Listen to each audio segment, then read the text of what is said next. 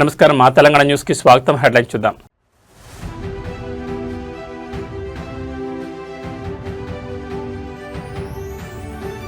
Speed quality delivery Amaravati నిర్మాణ పనులపై CM Chandrababu ఉన్నత స్థాయి సమీక్ష.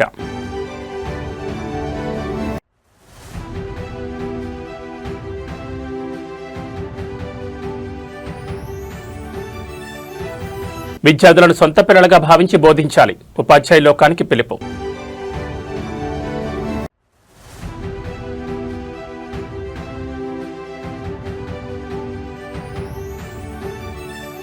హైడ్రాను మరింత బలోపేతం చేస్తాం, కబ్జాకోరులను వదిలే ప్రసక్తే లేదని హెచ్చరిక.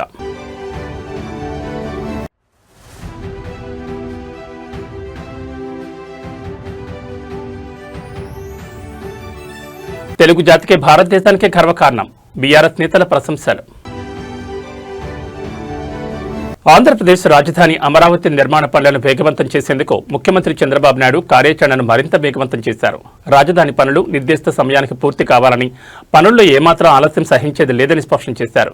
అమరావతి నిర్మాణ సంస్థల ప్రతినిధులు ఉన్నతాధికారులతో సచివాలయంలో నిర్వహించిన ఉన్నత స్థాయి సమీక్ష సమావేశంలో సీఎం పలు కీలక ఆదేశాలు జారీ చేశారు.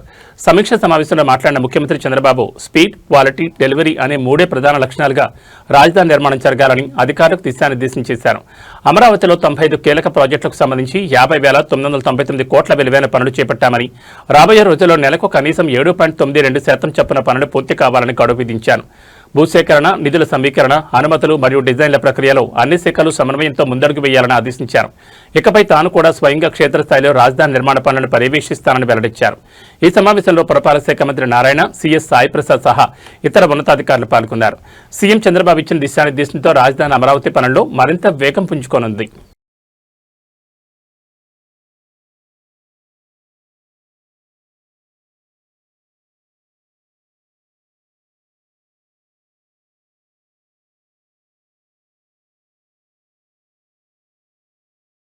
విద్యా వ్యవస్థను మరింత సమర్థవంతంగా తీర్చిదిద్దేందుకు ప్రభుత్వం సరికొత్త కార్యాచరణకు శ్రీకారం చుట్టింది. ఒక మంచి స్మార్ట్ ఫోన్ తయారు కావడానికి సాఫ్ట్వేర్, హార్డ్వేర్ రెండూ ఎంత కీలకమో పాఠశాల విద్యా వ్యవస్థ కూడా అంతేనని స్పష్టం చేసింది. ఈ క్రమంలో టీచర్లు మరియు హెచ్ఎంలే విద్యా వ్యవస్థకు అసలైన సాఫ్ట్వేర్ అని, వారి ముద్ర విద్యా ఫలితాల్లో స్పష్టంగా కనిపించాలని ఉపాధ్యాయ లోకానికి దిశానిర్దేశం చేసింది. గత 5 ఏళ్ల కాలంలో తీవ్ర ఒత్తిడి మరియు రకరకాల కారణాల వల్ల ఉపాధ్యాయులు తీవ్రంగా డిమోటివేట్ అయ్యారని ప్రభుత్వం పేర్కొంది. వారిలో తిరిగి ఆత్మవిశ్వాసాన్ని, సేవానిరతను నింపేందుకు పాజిటివ్ రీఇన్ఫోర్స్మెంట్ పద్ధతులను అమలు చేయబోతున్నట్లు వెల్లడించింది. బోధన నాణ్యత పెరగాలంటే ముందుగా ఉపాధ్యాయులకు ప్రోత్సాహం, సరైన వాతావరణం కల్పించడం అత్యంత కీలకమని స్పష్టం చేసింది. పాఠశాలలో చదువుకునే ప్రతి విద్యార్థిని తమ సొంత పిల్లలుగా భావించి వారి భవిష్యత్తు కోసం అంకిత భావంతో నిర్ణయాలు తీసుకోవాలని ఉపాధ్యాయులు, ప్రధాన ఉపాధ్యాయులకు పిలుపునిచ్చింది. హార్డ్వేర్ లాంటి మౌలిక వసతులతో పాటు సాఫ్ట్వేర్ లాంటి టీచర్ల నిబద్ధత తోడైతేనే ప్రభుత్వ బడుల్లో విప్లవాత్మక ఫలితాలు సాధ్యమవుతాయని ఉద్ఘాటించింది. ఉపాధ్యాయుల సాధికారతతో ప్రభుత్వ పాఠశాలల రూపురేఖలు మారబోతున్నాయని విద్యాశాఖ ధీమా వ్యక్తం చేస్తోంది.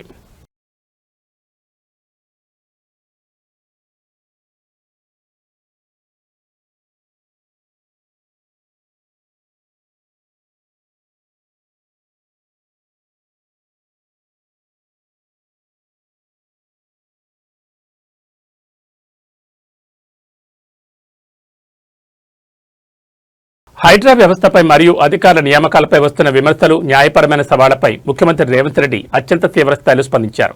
హైడ్రా అనేది కాంగ్రెస్ ప్రభుత్వం తీసుకొచ్చిన అతిపెద్ద సంస్కరణ అని, దీన్ని మరింత బలోపేతం చేస్తామని స్పష్టం చేశారు. అధికారుల నియామకం అనేది ప్రభుత్వ ప్రాథమిక విచక్షణాధికారమని, దాన్ని ఎవరూ లాక్కోలేరని తేల్చి చెప్పారు.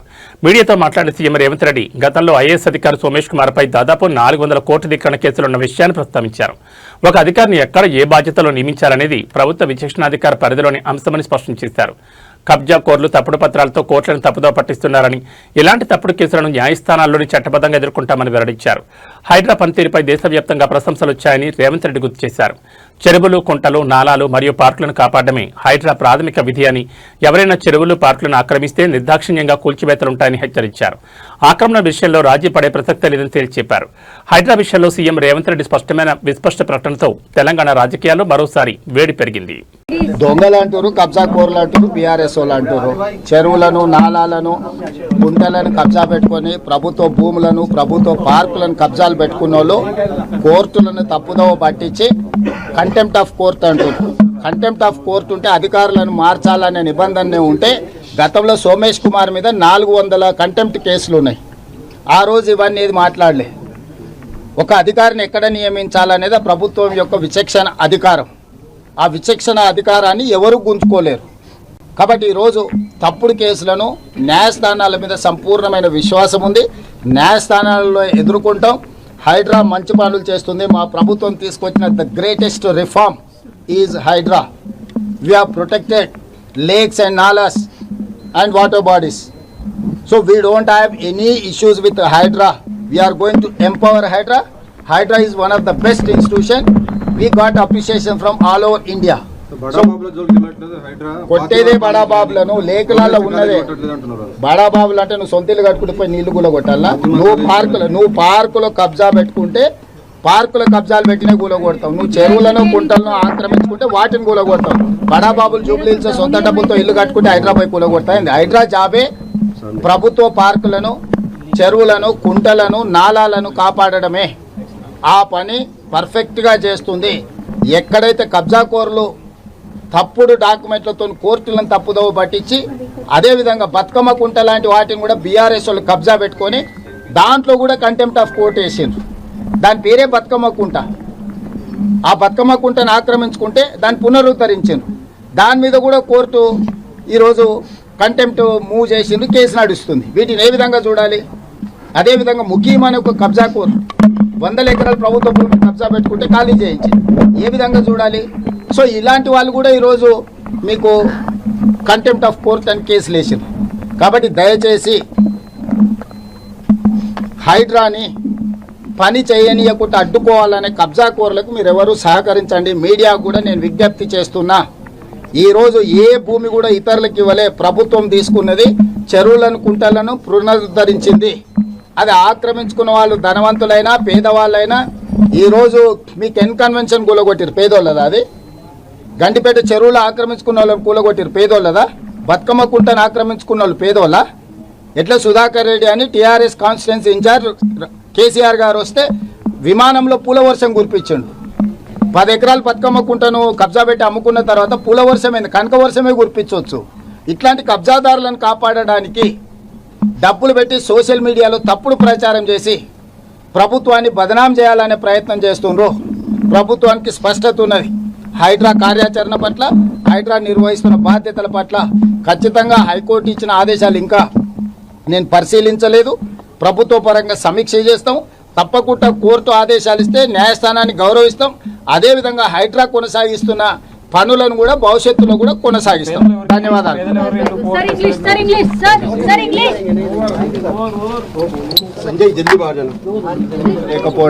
తెలంగాణ గడ్డపై జన్మించిన మరో ప్రతిభావంతుడు అంతర్జాతీయ వేదికపై దేశ కీర్తి పతాకాన్ని ఎగురవేశారు. ప్రముఖ ప్రవాస భారతీయుడు ఉదయన్ నాగరాజు తొలిసారిగా బ్రిటన్ హౌస్ ఆఫ్ లార్డ్స్ కి ఎన్నికై చరిత్ర సృష్టించారు. ఈ సందర్భంగా న్యూఢిల్లీలో ఏర్పాటు చేసిన ప్రత్యేక అభినందన సభలో బీఆర్ఎస్ వర్కింగ్ ప్రెసిడెంట్ కేటీఆర్ పాల్గొని ఉదయన్ నాగరాజును ఘనంగా సన్మానించారు. ఢిల్లీలో వైభవంగా జరిగిన ఈ సన్మాన కార్యక్రమంలో కేటీఆర్ ఉదయన్ నాగరాజుకు శాలువా కప్పి పుష్పగుచ్చం అందించి హృదయపూర్వక అభినందనలు తెలిపారు.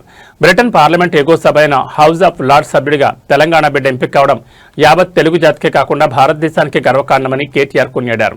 అంతర్జాతీయ స్థాయిలో తెలుగువారి ప్రతిభకు లభించిన అరుదైన గుర్తింపిదని పేర్కొన్నారు. ఈ విశిష్ట సన్మాన కార్యక్రమంలో రాజ్యసభ సభ్యులు వద్దిరాజు రవిచంద్ర, దివికొండ దామోదరరావు, మాజీ మంత్రి ఎమ్మెల్యే గుంటకండ్ల జగదీష్ రెడ్డి మరియు పార్టీ సీనియర్ నాయకుడు జాన్సన్ నాయక్ తదితరులు పాల్గొన్నారు. ఉదయన్ నాగరాజ్ భవిష్యత్తులో మరిన్ని ఉన్నత శిఖరాలను అధిరోహించాలని, ఎన్ఆర్ఐ సమాజానికి మరియు మాతృభూమికి తన వంతు సేవలు అందించాలని ప్రజాప్రతినిధులు ఆకాంక్షించారు. బ్రిటన్ రాజకీయాల్లో తెలంగాణ బిడ్డ సత్తా చాటం పట్ల ప్రవాస భారతీయులు బీఆర్ఎస్ శ్రేణులు హర్షం వ్యక్తం చేస్తున్నారు.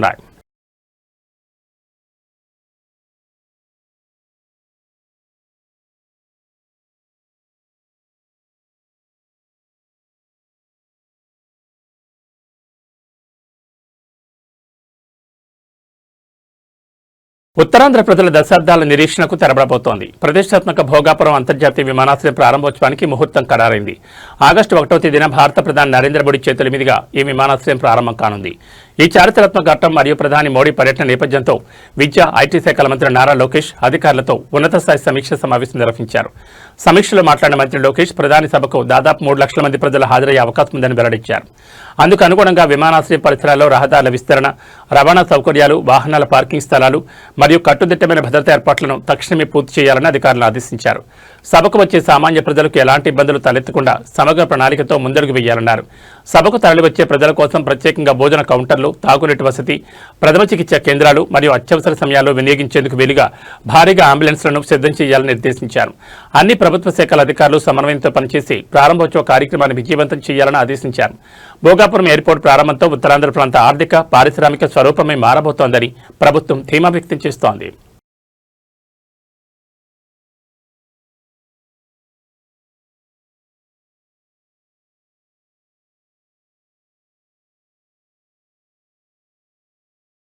విశాఖపట్నంలో ప్రతిష్టాత్మకంగా జరుగుతున్న సింహాద్రి అప్పన్న గిరి ప్రదక్షిణలో అధికారుల అనాలోచిత నిర్ణయాలు భక్తులకు తీవ్ర నరకాన్ని చూపిస్తున్నాయి.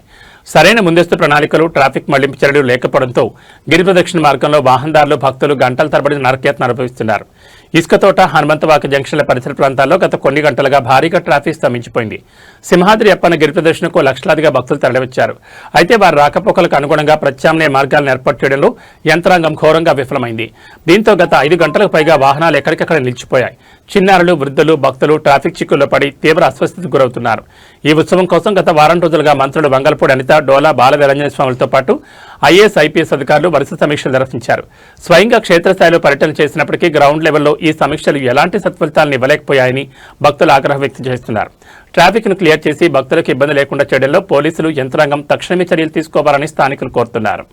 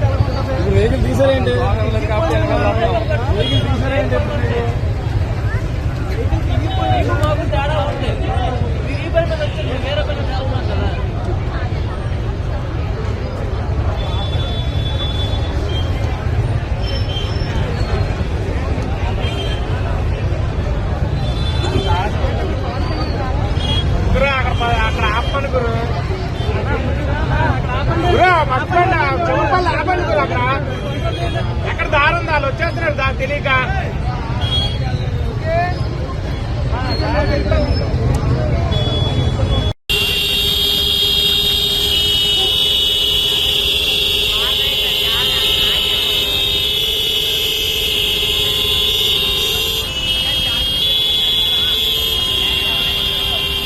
ఉత్తరప్రదేశ్లోని రుద్రపూర్లో దారుణమైన ఘటన వెలుగు చూసింది. 19 ఏళ్ల యువతిని అపహరించి సామూహిక అత్యాచారానికి పాల్పడ్డ 3 నిందితులను పోలీసులు అరెస్ట్ చేశారు.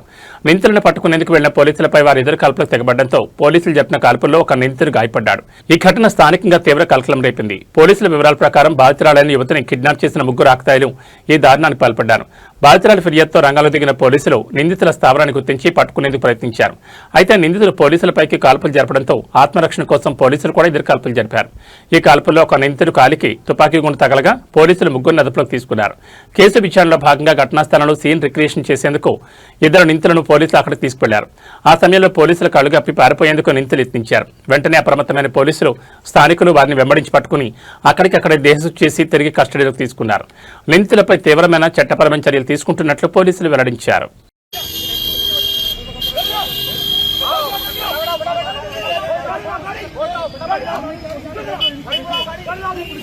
ये रेप के आरोपी हैं, ये 2 आरोपी रेप के हैं, एक और आरोपी जो कार धीरे है और इसको देखिए ये भागने की कोशिश कर रहे हैं, यहाँ से फिर भागने की कोशिश कर रहे हैं।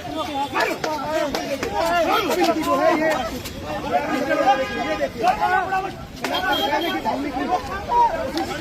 अभी भी देखिए फ्लैट बजाए जा रहे हैं और पीछे से भीड़ देखिए गर्द की टीम और काफी भीड़ है। देखिए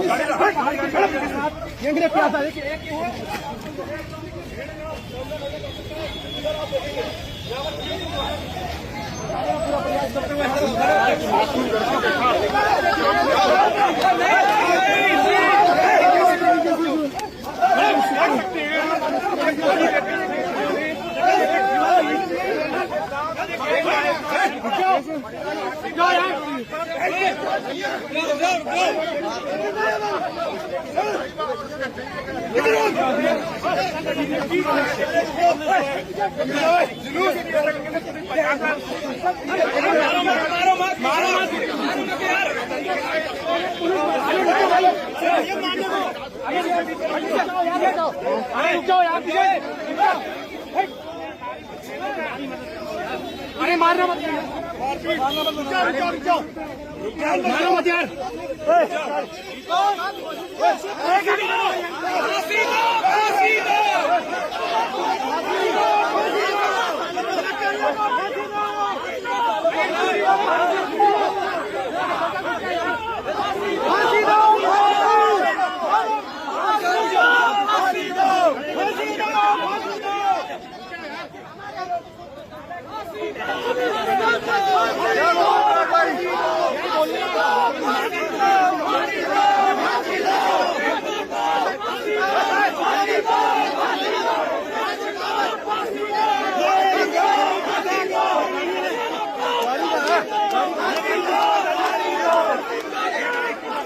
హైదరాబాద్ నగరంలో రక్షక భటుడే భక్షకుడిగా మారిన సంచలన ఘటన వెలుగు చూసింది.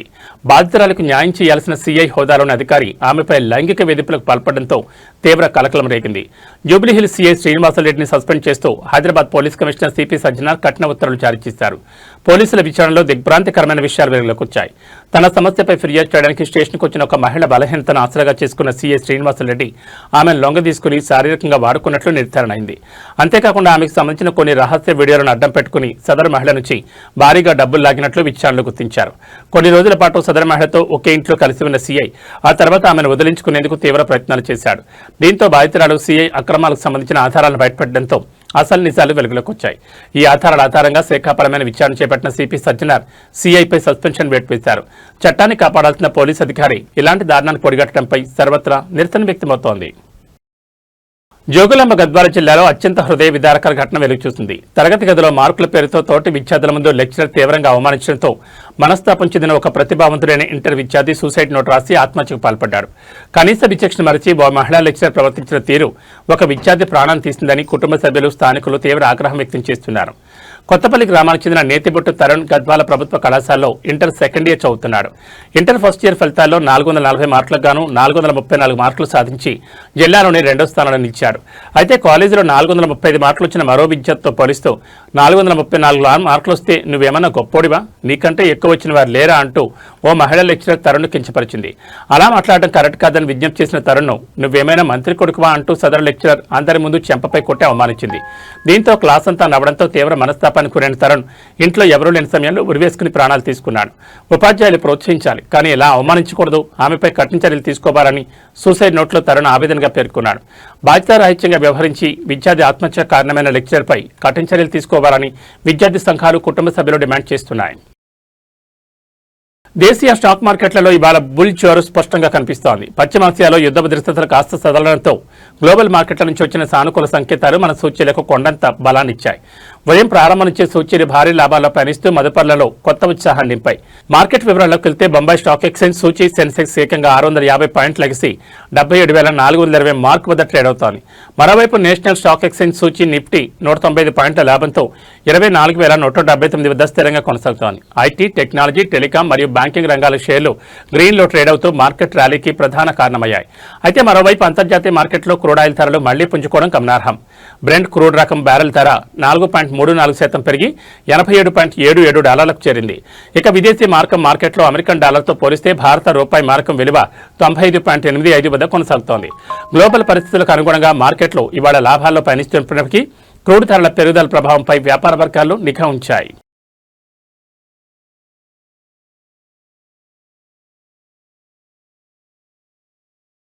ఇక బంగారం ధరల విషయానికి వస్తే హైదరాబాద్లో 24 క్యారెట్ల 10 గ్రాముల స్వచ్ఛమైన బంగారం ధర ఇవాళ $660 తగ్గి 1,43,510కి చేరుకుంది. అదేవిధంగా ఆభరణాల తయారీకి ఉపయోగించే 22 క్యారెట్ల 10 గ్రాముల పసిడి ధర 600 మేర దిగివచ్చి 1,31,550 వద్ద పలుకుతోంది. కొద్ది రోజుల వ్యవధిలోనే పసిడి ధరలు క్రమంగా దిగి రావడం కొనుగోలుదారులు కొత్త ఉత్సాహం నింపుతోంది. మరోవైపు వెండి ధరలో మాత్రం ఎలాంటి మార్పు లేకుండా స్థిరంగా కొనసాగుతోంది.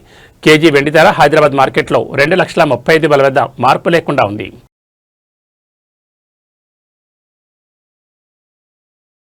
ఇక వాతావరణ విషయానికి వస్తే తెలంగాణలో ఆదిలాబాద్, ఆసిఫాబాద్, మంచిర్యాల, నిర్మల్, నిజామాబాద్, జగిత్యాల, వికారాబాద్, సంగారెడ్డి, మెదక్ మరియు కామారెడ్డి జిల్లాలో ఈరోజు మోస్తరు నుంచి భారీ వర్షాలు కురిసే అవకాశం ఉందని వాతావరణ శాఖ తెలిపింది. నగరంతో పాటు పరిసర ప్రాంతాల్లో వాతావరణం మేఘావృతమై ఉండి తేలికపాటి నుంచి మోస్తరు జల్లులు పడే అవకాశం ఉందని అధికారులు తెలిపారు. మరోవైపు ఆంధ్రప్రదేశ్లో అల్లూరు సీతారామరాజు, పోలవరం జిల్లాలో ఓ మోస్తరు వర్షాలు కురుస్తాయని విపత్తుల నిర్వహణ సంస్థ తెలిపింది. శ్రీకాకుళం, పార్వతీపురం మన్యం, తూర్పుగోదావరి, పశ్చిమ గోదావరి, ఏలూరు, ఎన్టీఆర్ మరియు నంద్యాల జిల్లాల్లో ఉరుములు, మెరుపులు మరియు పిడుగులతో కొన్ని వర్షాలు పడే అవకాశం ఉన్నందున ప్రజలు చెట్ల కింద నిలబడొద్దని సూచించారు. వర్షాలు మరియు పిడుగుల ముప్పు ఉన్నందున రైతులు, పొలం పనులకు వెళ్లే కూలీలు మరియు వాహనదారులు తగిన జాగ్రత్తలు తీసుకోవాలని అధికారులు కోరుతున్నారు.